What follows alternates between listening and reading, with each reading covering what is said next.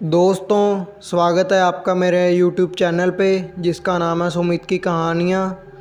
और आज मैं आपके लिए एक न्यू हिंदी हॉरर स्टोरी लेके आया हूँ जो कि बहुत ही डरावनी है। आप हेडफोन्स लगा लीजिए और स्टोरी को एंजॉय करिए। दोस्तों, इसका नाम है राजस्थान के कोटा की भूतिया हवेली। यह कहानी राजस्थान के कोटा शहर के एक भूतिया हवेली के बारे में है। यह हवेली राजा महाराजा के समय में बनाई हुई थी, लेकिन पिछले 18 सालों से इस हवेली में आज तक कोई भी रहने के लिए नहीं आया है।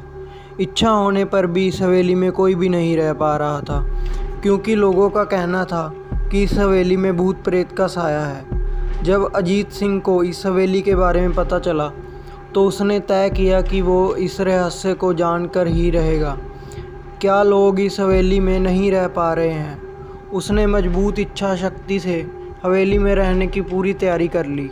जब उसने हवेली के अंदर जाने के लिए पैर आगे बढ़ाए तो दरवाजे पे किसी अनजान व्यक्ति ने उसे रोक लिया और नज़दीक जाके बोले, कौन हो आप और इधर जा रहे हो?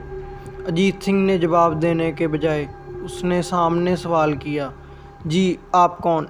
मेरा नाम अर्जुन सिंह है और मैं यहीं पास में ही रहता हूँ। अजीत सिंह ने कहा, ओह अच्छा, मैंने सुना है कि यह एक भूतिया हवेली है और यहाँ कोई नहीं रह पाता है, इसलिए मैं इस हवेली में एक दिन रुकने का फ़ैसला किया है। अर्जुन सिंह ने कहा, जी हाँ, आपने सही सुना है और आप भी अंदर मत जाइए। मेरी मानो तो आप भी वापस लौट जाइए, यहाँ बहुत ख़तरा है। यह सुनकर अजीत सिंह खुश हो गया, जैसे उन्हें कोई लॉटरी लग गई हो। अर्जुन ने उसकी खुशी को देखकर बोला, आप क्यों खुश हो रहे हो? आपको तो भूत का नाम सुनकर डर लगना चाहिए। शायद आपको पता नहीं होगा कि मैं भूत प्रेत में काफ़ी दिलचस्पी रखता हूँ। अगर इस हवेली में भूत है तो मैं अंदर ज़रूर जाऊँगा और सारी सच्चाई का पता भी लगाऊँगा।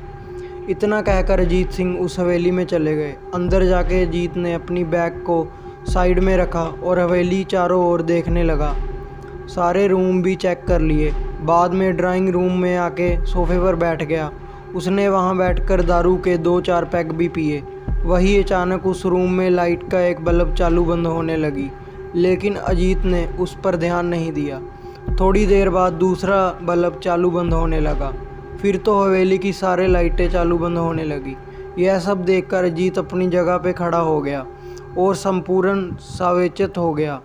अचानक उसके सामने एक छोटा टेबल हवा में उड़ने लगा, करीबन 6 फुट हवा के ऊपर जाके गोल गोल घूमने लगा और बाद में अजीत की ओर तेज़ी से आने लगा।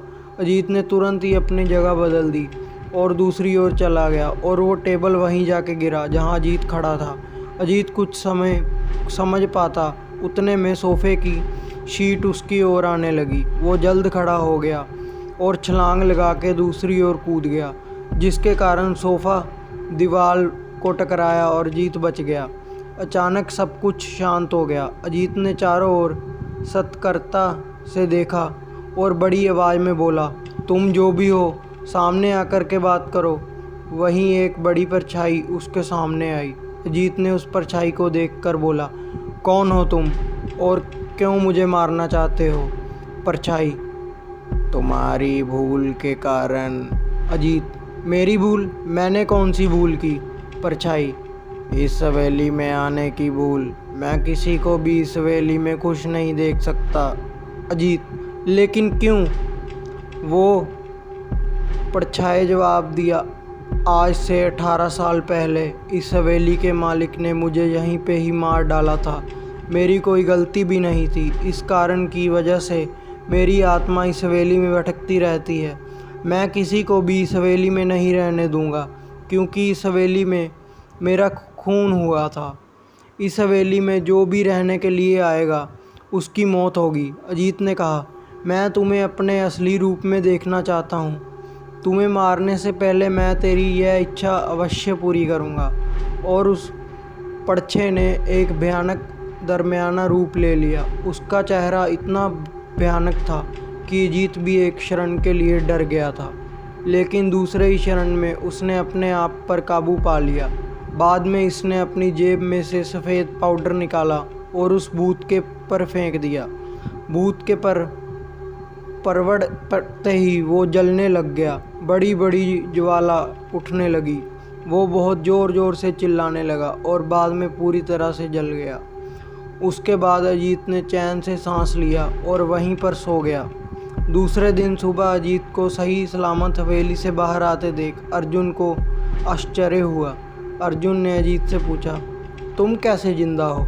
जब अजीत ने अर्जुन को कल रात को घटी घटना को पूरी तरह से बताया और बोला, अब यह हवेली भूतिया हवेली नहीं रही।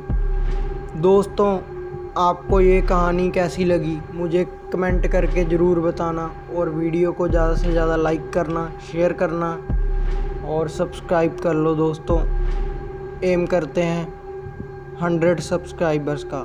Thank you.